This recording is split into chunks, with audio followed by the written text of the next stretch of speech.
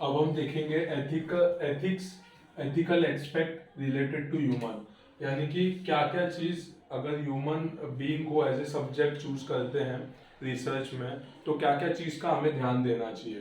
तो जो world medical association है जो वर्ल्ड मेडिकल एसोसिएशन है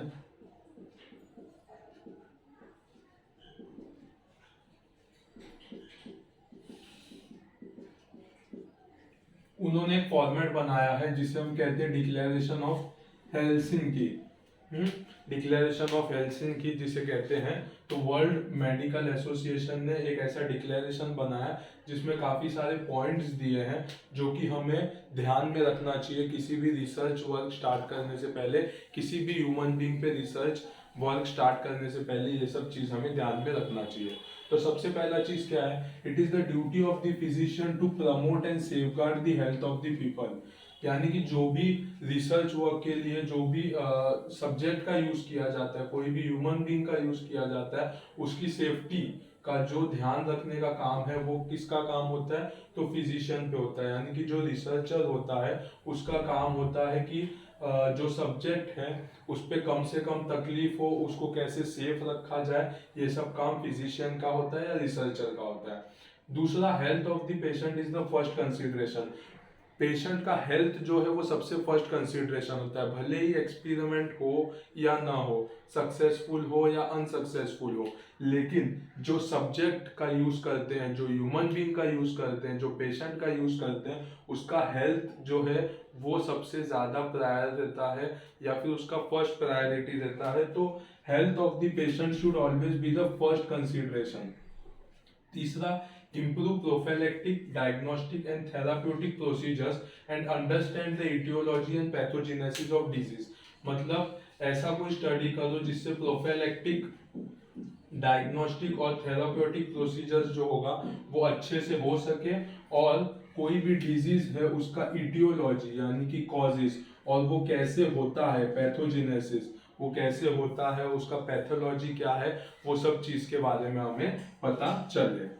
चौथा है respect for all human being irrespective of caste या सोशियो इकोनॉमिक स्टेटस। ये सब चीज हमें नहीं देखना है, हमें रिस्पेक्ट करना है whole and sole as a human being का। अगर वो ह्यूमन बीइंग है तो उसे हम रिस्पेक्ट करना है, जैसे हमें सबका करते हैं उसका उसी तरह से केयर लेना है। उसके बाद research protocol should contain statement of ethical committee. तो जब भी रिसर्च होने वाला होता है तो रिसर्च होने से पहले उसके कुछ प्रोटोकॉल्स होते हैं, कुछ पेपर वर्क होता है, उसमें जो इथिकल कमिटीज होते हैं, इथिकल कमिटी में दिया गया हुआ रूल्स क्या सही है क्या गलत है, पेशेंट को क्या क्या पता होना चाहिए क्या नहीं पता होना चाहिए, ये सब चीज़ के बारे में अच्छे से स्टडी करना है, उसके बाद ही रिसर्च स्टार्ट करना है। तो research protocol should contain statement of ethical committee. Ethical committee ने जितना भी बताया हुआ स्टेटमेंट है वो सब रिसर्च प्रोटोकॉल से पहले स्टडी करना है और फिर ही अपना रिसर्च कैरी फॉरवर्ड करना है। Research should be conducted by qualified person या फिर under the observation of qualified person. Research जो भी होता है वो किसी क्वालिफाइड पर्सन से ही होना चाहिए। अगर किसी मेडिसिन के बारे में रिसर्च करना है तो एज ए डॉक्टर उसी को रिसर्च करना चाहिए, किसी भी ले पर्सन को नहीं देना चाहिए, या फिर क्वालिफाइड पर्सन के ऑब्जर्वेशन के अंडर ही पेशेंट का रिसर्च होना चाहिए, जिससे कि अगर कुछ भी आगे जाके दुर्घटना होती है तो उसके लिए कोई क्वालिफाइड पर्सन हो जो डिसीजन ले सके या उसे ट्रीट कर सके। तो किसी भी क्वालिफाइड पर्सन के अंडर में ही रिसर्च होना चाहिए। If any emergency occur then first it should be treated. Research work करते समय अगर कोई भी इमरजेंसी आता है related to risk of the human being या पेशेंट, तो सबसे पहला हमारा रोल क्या होता है कि पेशेंट का जान बचाना है, पेशेंट को सही सलामत रखना है। पहला चीज ये नहीं है कि रिसर्च हम कैरी फॉरवर्ड करें, जहाँ पे पेशेंट को तकलीफ होना स्टार्ट हुआ, अपना first responsibility as a medical या फिर एज ए डॉक्टर हमारा पहला रिस्पॉन्सिबिलिटी ये है कि कैसे भी करके उस पेशेंट का जान बचाया जाए। रादर देन कि रिसर्च वर्क को कैरी फॉरवर्ड किया जाए। तो रिसर्च वर्क को वहाँ स्टॉप करके सबसे पहला चीज़ क्या होगा, तो कोई भी अगर इमरजेंसी आता है तो सबसे पहले पेशेंट को ट्रीट किया जाए। Information should not be expose. कोई भी इंफॉर्मेशन है रिलेटेड टू पेशेंट वो बाहर किधर पे भी एक्सपोज नहीं किया जाए, कि उसका नाम लेके, उस पेशेंट का नाम लेके एक्सपोज करना, बाहर किसी को बताना, ये अच्छा नहीं है। तो वो अगेंस्ट इथिकल एस्पेक्ट है। तो जो इन्फॉर्मेशन है वो सीक्रेट रखा जाता है, वो उन्हीं लोगों को बताया जाता है जो लोग को ज़रूरत है, जो लोग उस स्टडी के पार्ट है, जो वो स्टडी जो कर रहे हैं, या उनके कलीग्स है या उनके सीनियर्स है, उन कुछ लोगों को ही ये बात बताया जाता है। बाकी सब जगह पे उनका इन्फॉर्मेशन कहीं पे भी एक्सपोज नहीं किया जाता। और कुछ भी प्रोसीजर या रिसर्च करने से पहले रिटर्न कंसेंट इज मस्ट। कोई भी रिसर्च स्टार्ट करने से पहले इथिकल कमिटी से परमिशन, जो पर्सन है सामने उसको, जो पेशेंट है उसको सब चीज़ के बारे में पता होना, उसके पास से एक रिटर्न कंसेंट ले लेना कि हमने आपको ये चीज़ बताया है, इसका इफेक्ट ये हो सकता है, इसका एडवांटेज ये हो सकता है, और फिर अगर वो पेशेंट ने अप्रूवल दिया है तो ही रिसर्च वर्क को कैरी फॉरवर्ड करना। तो written information consent is must. तो ये ethical aspect related to human being है, जो कि बनाया गया है वर्ल्ड मेडिकल एसोसिएशन से, और वो लिखा गया है डिक्लेरेशन ऑफ हेलसिंकी में। इसका क्या क्या चीज देखना है हमें, तो it is the duty of the physician to promote and safeguard the health of the people. दूसरा, health of the patient should always be the first consideration. Third, improve prophylactic, diagnostic, therapeutic procedure and understanding the etiology and pathogenesis of disease. चौथा, respect for all human beings irrespective of caste, socio-economic status. पांचवा, research protocol should contain statement of ethical committee. Sixth point, research should be conducted by qualified person or under the guidance of the qualified person. Seventh, if any emergency occur, then first consideration should be to treat the patient. 8. Information should not be exposed. Research papers or private any information of the patient should not be exposed. And last, written informed consent is the must. तो ये सब चीज हमें ध्यान में रखना है। अभी जैसे कि इथिकल एस्पेक्ट है रिलेटेड टू ह्यूमंस, वैसे ही कुछ इथिक्स बनाए हैं, कुछ सही या गलत क्या होता है वो एनिमल्स के लिए भी होता है। तो ethical aspect related to animals, तो इसका जो कमिटी है उसका नाम है committee for purpose of control and supervision of experiment on animal, जो कि बना गया था 1963 में। तो इसके अंडर में ही इथिकल कमिटी के रूल्स एंड रेगुलेशन सब बताए गए हैं। तो इसमें सबसे क्या है, सबसे पहला है proper health and hygiene is required.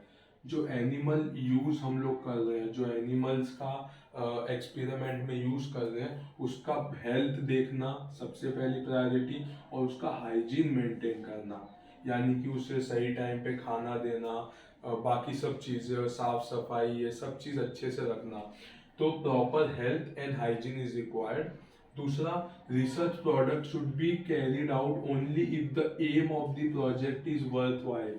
हमें रिसर्च तभी चालू करना चाहिए जब हमें पता हो कि इस रिसर्च का कुछ अच्छा फल मिलेगा या फिर इसका अच्छा कुछ बेनिफिट होगा। रैंडमली सिर्फ चेक करना है कि हो सकता है कि नहीं हो सकता है, ऐसा कभी भी रिसर्च वर्क फॉलो नहीं करना चाहिए।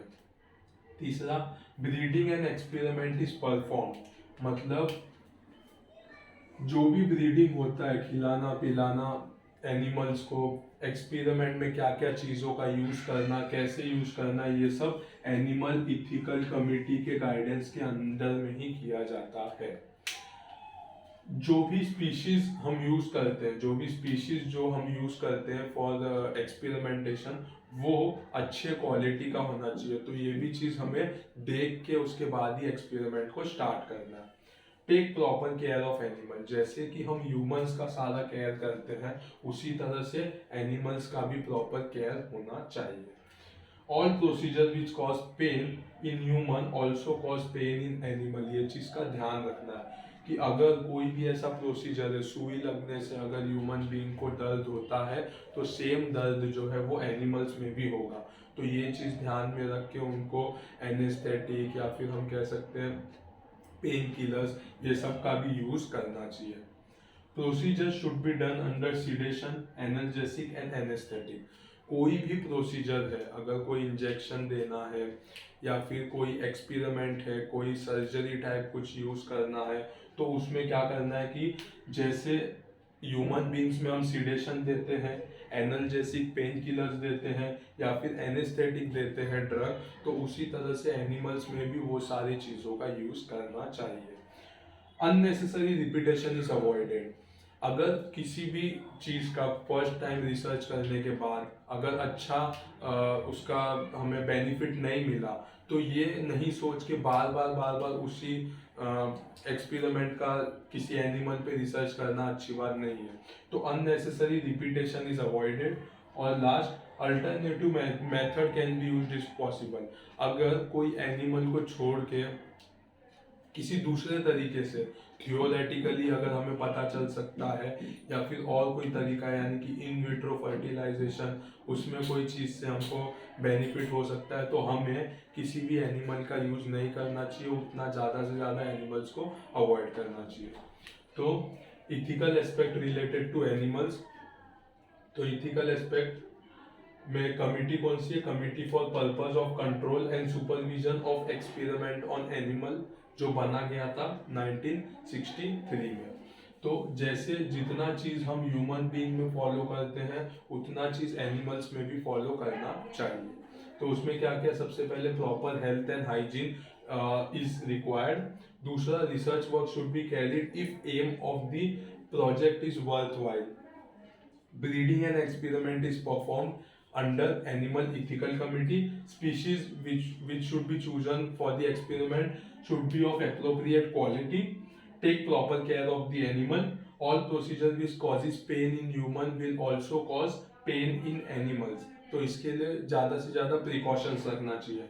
Procedure should be done under sedation, analgesic and anesthesia. Unnecessary repetition is avoided. और alternative method should be used if possible. तो इस टॉपिक में इथिक्स में हमने पहले तो इथिक्स का डेफिनेशन देखा, इथिक्स के प्रिंसिपल्स देखे, इंस्टीट्यूशनल इथिकल कमिटी क्या होता है वो देखा, एनिमल इथिकल कमिटी क्या होता है वो देखा। उसके बाद हमने देखा कि ethical aspect related to humans में क्या क्या दिया है और ethical aspect related to animals में क्या क्या चीज़ बताया गया है। बंद करें।